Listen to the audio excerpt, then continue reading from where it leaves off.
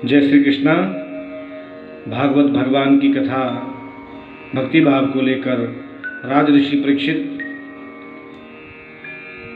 परमहंस शिरोमणि सुखदेव भगवान के मुखारविंद से पिछले गत दिवसों से इस अकिंचन भागवत कथा को श्रवण कर रहे हैं और श्रवण करने के साथ साथ अपने कर्णपुटों के द्वारा पी रहे हैं और आनंद को अपने आनंद की हिलोरें जो है उनके हृदय में समवस्थित होकर उन्हें आत्मानुभूति करवा रही हैं। अब आज कन्हैया गैया चराने दूर जाते हैं। गोपियाँ अपने घर में बैठी रहती है। कन्हैया जब गौ चराने जाते तो घर में बैठी बैठी गोपी चिंतन के माध्यम से कृष्ण लीला का दर्शन करती हैं। चिंतन में बड़ी ताकत होती है जी। हम ये कहना चाहते हैं कि यदि आपका चिंतन पक्का है, आपका चिंतन यदि श्रेष्ठ है, तो बांके बिहारी की मूर्ति में या आपकी कुल देवी इष्ट देवता ने आज जो जैसा श्रृंगार किया है वो आप घर में बैठे बैठे पता कर सकते हैं। ये चिंतन का विषय है।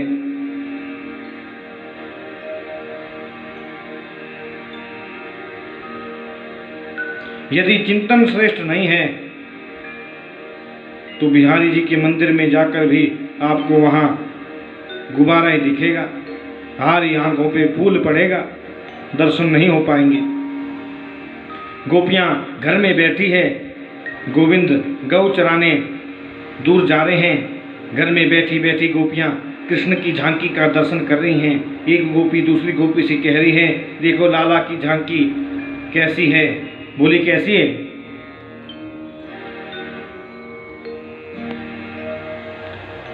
के बरहा पीड़म नटवय मपू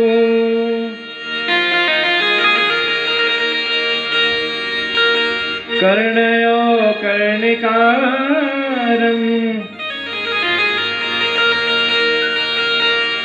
बिभ्रदवाशा कनक कपिशं वैजयन्तीं च माला रन्ध्रान् वेणो अधर सुधया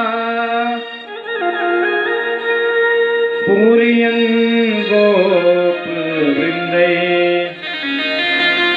वृंदारण्यं स्वपदरमणं प्राविशद गीत कीर्ति।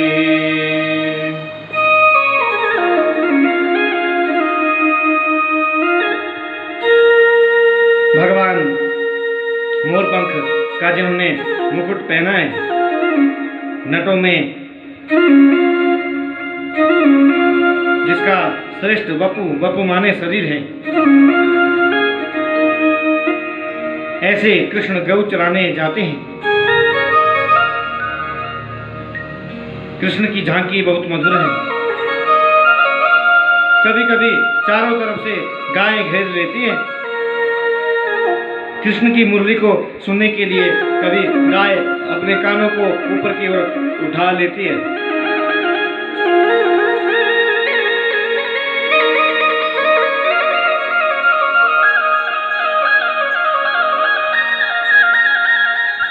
गायों के बछड़े दूध पीते पीते मुरली की धुन सुनकर जो है सुध हो जाते हैं। गोविंद को टेढ़ी नजरों से देखते हैं।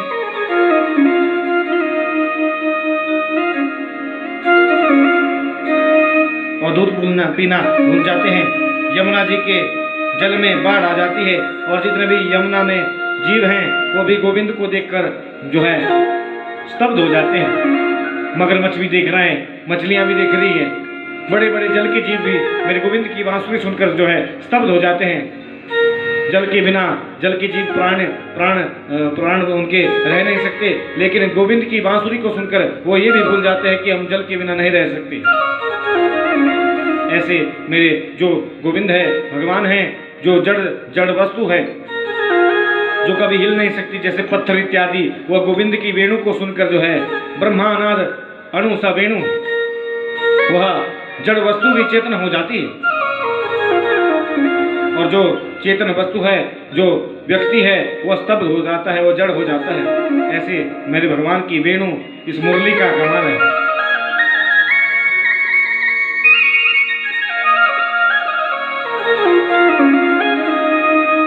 कृष्ण के चरणों का आलिंगन करके जल वापस चला जाता है। यमुना के किनारे खड़े वृक्ष सोचते हैं, कन्हैया तो मुरली दूर बजा रहे हैं, हम उनके चरणों को स्पर्श कैसे करें।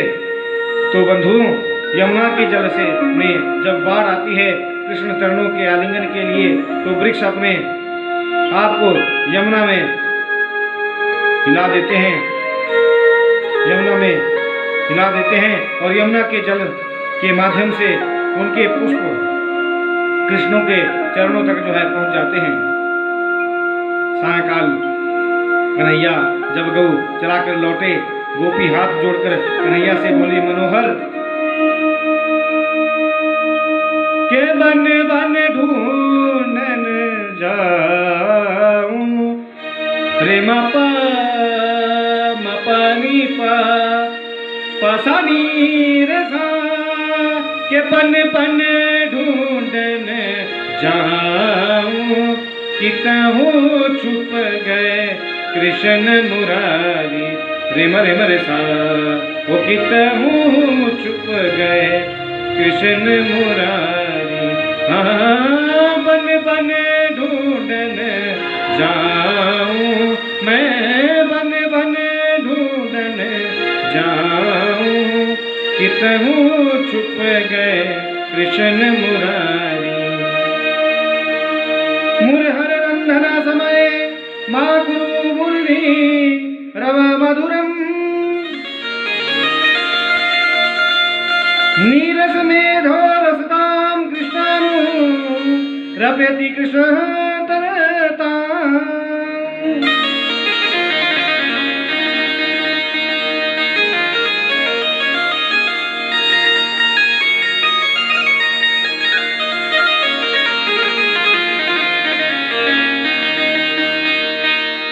गोपियां कृष्ण से कहती है,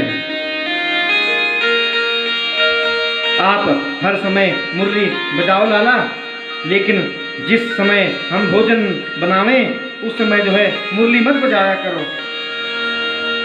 कन्हैया बोले, लो कर लो बात। अरे भोजन बनाते समय मुरली सुनोगी तो खट्टो भोजन भी मीठो हो जाएगो। गोपी बोले, लाला खट्टो मीठो तो कुआं भाड़ में गयो, पहले बन ही ना पावे तो का बनाएगो, ना खट्टो बनो ना मीठो बनो, बन ही ना पावे तो का बनावे। लाला बोले, कैसे? गोपी बोली, तुम जब मुरली बजावे ना बन में, हम भोजन बनावे घर में, तो लाला तुम्हारी मुरली की तान को सुनकर चूल्हे में जलने वाली जो लकड़ी है ना, उन लकड़ी में पानी टपकना शुरू हो जाए, लकड़ी जो है गीली है जाए, अग्नि बुझ जाए, भोजन नहीं बन पावे, तो सासू डांटती है। मतलब क्या है? जो चेतन जो गाय है मुरली को सुनकर जड़ हो जाती है, और जड़ जो लकड़ी है वो मुरली को सुनकर चेतन हो जाती है। यदि तो मुरली का दिव्य चमत्कार है, यही तो चमत्कार है इस मुरली मनोहर का, यही तो कृष्ण की मुरली का विचित्र स्वरूप है। लेकिन मुरली को सुनकर भावना बदल गई गोपियों की। के हेमंत पथ में मासी,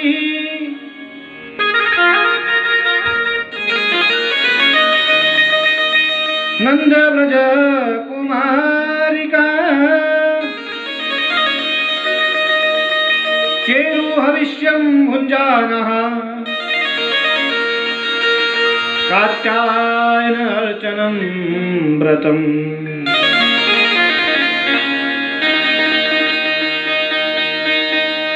आज जरा गौर दीजिए, गौर से सुनिए, बड़ा परम पवित्र कथा है चीरहरण की।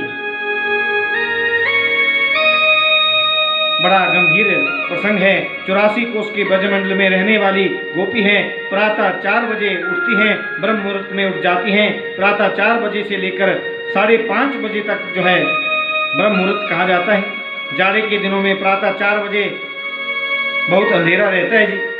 4 बजे जाड़े के दिनों में गोपी उठ जाती और पूरे कपड़े उतार कर यमुना किनारे रख देती, बिल्कुल निर्वस्त्र होकर यमुना में स्नान करती।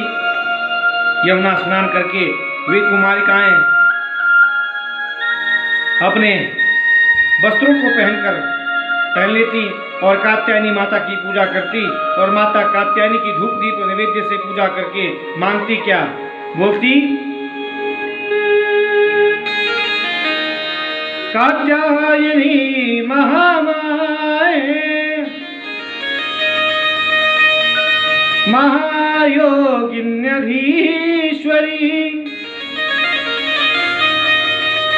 नंद गोप सुतं देवी पतिं मे कुरुते नमः।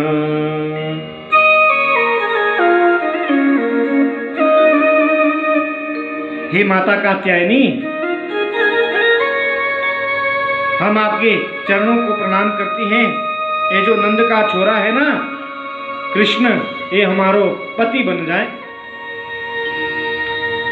नंद गोप के पुत्र ही हमें पति रूप में मिले, ऐसा आशीर्वाद दे दो ना।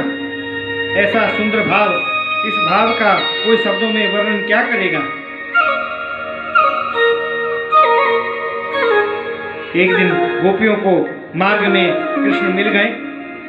1 महीना तक जब उन्होंने व्रत किया, या मार्ग में मिलकर बोले, देवियों आप स्नान करो, मोको सब मालूम है।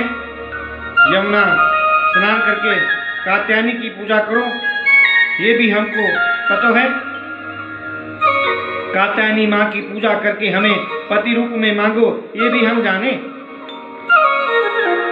लेकिन स्नान करने में जो तुम्हारी पत्ती है ना, ये गलत है, ये बिल्कुल सही नहीं है। क्यों? क्योंकि वेद कहता है किसी भी जलाशय में निर्वस्त्र होकर स्नान नहीं करना चाहिए। निर्वस्त्र होकर स्नान करने से 2 प्रकार का अपराध होता है, लौकिक अपराध और धार्मिक अपराध। कि जल का जो स्वामी है उसका नाम है वरुण देवता। यदि हम जल में निर्वस्त्र होकर नग्न होकर नहाते हैं तो वरुण देवता नाराज हो जाते हैं, ये उनका अपराध हो जाता है, अपमान हो जाता है। दूसरा अपराध है लौकिक अपराध। आप जल में नग्न निर्वस्त्र होकर स्नान करती हो, तुम नारी हो, मान लो कोई मनचला व्यक्ति तुम्हारे कपड़ों को किनारे से उठाकर ले जाए तो फिर बाहर कैसे निकलोगी। आपसे निवेदन है कि ऐसे स्नान मत किया करो। गोपी बोली, बड़े आए हमको समझावे बारे को। यहाँ 4 बजे सवेरे कौन आवे, हम तो ही ऐसे ही नहाएंगी। कृष्ण ने सोचा, लातों के भूत बातों से नहीं मानते। एक दिन गोपियां स्नान करने गई, पूरे वस्त्र उतार कर किनारे पर रख दिए। जय श्री कृष्ण जय श्री कृष्ण जय श्री कृष्ण करके नहा रही हैं। मेरे गोविंद ने भी बढ़िया अवसर देखा और सखाओं के संग गए और गोपियों के पूरे वस्त्रों को लेकर कदम के पेड़ पर चढ़ गए। गोपियां नहा रही हैं आराम से। इतने में गोपी ने कहा, बहना अब नहाती ही रहियो, अब बाहर निकलने की जरूरत ना है। कात्यायनी को पूजन भी तो करना है। सब बोली, हाँ हाँ, हमने तो ध्यान ही नहीं दियो। जैसे ही निकलने को तैयार हुई, किनारे की ओर देखा तो वस्त्र ही ना है।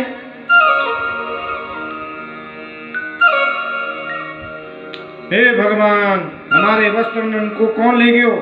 बिचारी कंठ पर जल में खड़ी हैं, निकले तो निकले कैसे। गोपियों ने जब किनारे पर ज्यादा नजर डालकर देखा तो किनारे पर कदम की डाली पर श्रीमान जी बैठे हुए, कपड़े लेकर, कपड़े भी टंगे हैं। लाला, अरे ओ कन्हैया, हमारे वस्त्र आपने काय को चुरा दिए? कन्हैया बोले ये वस्त्र थोड़ी है। बोली कदम पर टांग रखे हैं, यही तो है वस्त्र। कन्हैया बोले ये तो मेरे कदम पर फूल आए हैं, फूल। गोपियां बोली इतने बड़े बड़े फूल, हरे पीले लाल नीले में पीले बैंगनी रंग बिरंगे फूल। कन्हैया बोले मेरे कदम दुनिया में सबसे निरालो है, यहाँ पे ऐसे ही फूल लागे करे। गोपियों ने कहा श्याम सुंदर ते दास्य करवाम तवोदितम देहि वाससी धर्मज्ञो नो चेत रागे ब्रुवामहे।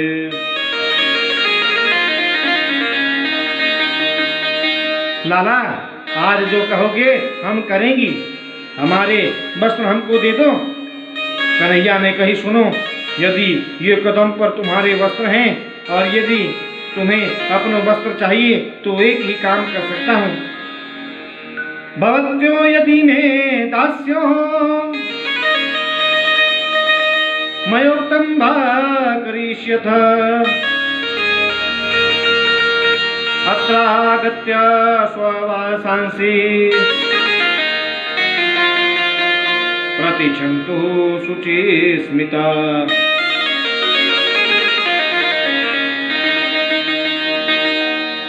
एक एक गोपी जल से बाहर निकल कर आवे, कदम के नीचे और कपड़े लेकर चली जाओ। गोपी बोली बाहर निकलने के योग्य हम हैं ही कहाँ? यदि होती तो अपने आप आपसे प्रार्थना क्यों करती? आप पूरे वस्त्र को नीचे डालकर उधर चले जाओ, फिर हम निकलकर पहन लेंगी।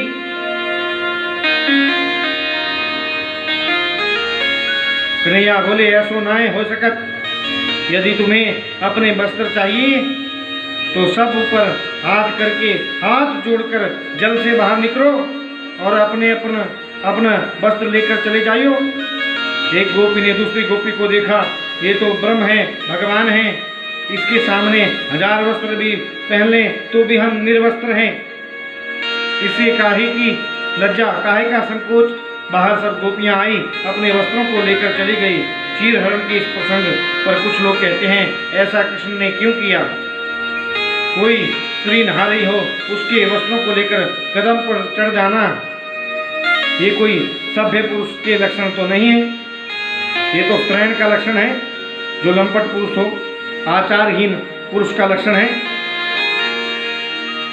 धर्म के संस्थापक कृष्ण ये सब जब ऐसे हैं, फिर समाज का क्या होगा?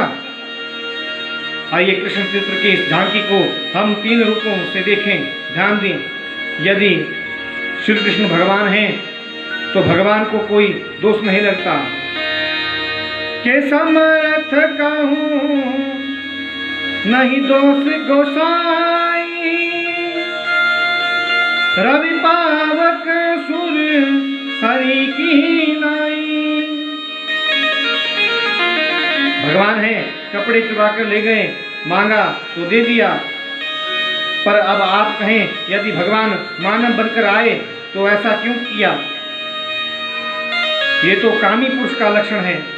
यदि श्री कृष्ण को हम मनुष्य ही समझें तो इसमें कोई दोष नहीं है। कृष्ण ने गोपियों के वस्त्र जब चुराए, उनकी उम्र थी 5.5 वर्ष की, और 5.5 वर्ष का बालक के मन में काम की भावना नहीं होती। 5.5 वर्ष का बालक क्या जाने काम वासना को। वस्त्र चुराकर ले गए, मांगा तो दे दिया। तीसरा भाव बड़ा सुंदर है। कृष्ण है ईश्वर, गोपी है जीव, वस्त्र है अविद्या। कृष्ण रूपी ईश्वर ने जीव रूपी गोपियों के अविद्या रूपी वस्त्रों का हरण किया। किसी लहंगा परियां को नहीं चुराया। उस अविद्या रूपी वस्त्र ने ज्ञान भरकर उसे वापस दे दिया। ये चीरहरण की लीला का एक रहस्य है। परमात्मा मेरे हृदय में है तो आपके हृदय में भी है, पर ना आपको दिखता है ना मुझे दिखता है, क्योंकि परमात्मा के और मेरे बीच में एक काला पर्दा पड़ा हुआ है अज्ञान का। ये काला पर्दा निकले तो परमात्मा मिले। गोपियों को प्रभु ने आश्वस्त किया, शरद पूर्णिमा की रात्रि में आपके और किशोरी राधा के संग रास लीला करूंगा। राधा तत्व वो परम तत्व है। राधा नाम का स्मरण तो जहां करते हैं वहां गोविंद पीछे पीछे आता है। कृष्ण की अलादनी शक्ति का नाम है राधा। और हमारे ब्रजवासी कहते हैं, हम श्री राधे जू के बल अभिमानी, टेढ़े रहे मोहन रसिया से बोलत अडिपटी वानी।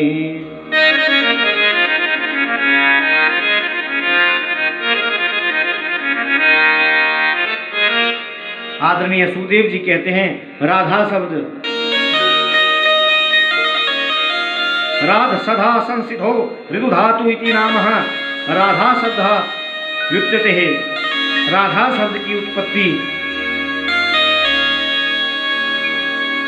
राध धातु साध धातु से हुई है, व्युत्पत्ति से हुई है। असल में राधा का मतलब होता है मन की अंतर्मुखी वृत्ति। ध्यान दें, मन की वृत्तियां जब अंतर्मुखी बन जाती हैं तो संसार का जो सुख है वो सुंदर नहीं लगता। फिर वो मन और अंतर्मुख करने की आकांक्षा होती है। परमात्मा राधा के वश में है, धारा के वश में नहीं। राधा अर्थात अंतर्मुखी वृत्ति, धारा अर्थात बहिर्मुखी वृत्ति। वो धारा के वश में नहीं होता, राधा के वश में होता है। आज मेरा गोविंद 7 वर्ष का हो गया और भगवान जो है कहते हैं कि अनन्यता से मेरा भजन करोगे तो मुझे पाओगे। के अनन्यता चिंतयता तो मामये जना परुपास्यते, तेषां नित्याभियुक्तानां योगक्षेमं वहाम्यहम्। अनन्यता से जो मेरा चिंतन करता है अर्जुन, अनन्यता का मतलब होता है ना अन्य स अनन्य, जिसके अलावा कोई दूसरा ना हो, जिसकी दृष्टि में केवल गोविंद के अलावा कोई दूसरा ना हो, उसे अनन्य कहते हैं। अनन्यता से जो मुझे भजता है उसके मैं सारे योग श्रम का वहन करके उसको अपनी भक्ति प्रदान करता हूँ। अब कल भगवान अब 7 वर्ष के हो गए हैं हमारे बालकृष्ण। कल सीधी गोवर्धन को उठाएंगे, गोवर्धन लीला करेंगे। 56 भोग जो है गोवर्धन को मानसिक रूप से कल हम चढ़ाएंगे। तो आज के लिए जय श्री कृष्ण, जय श्री राम, जय श्रीमन नारायण।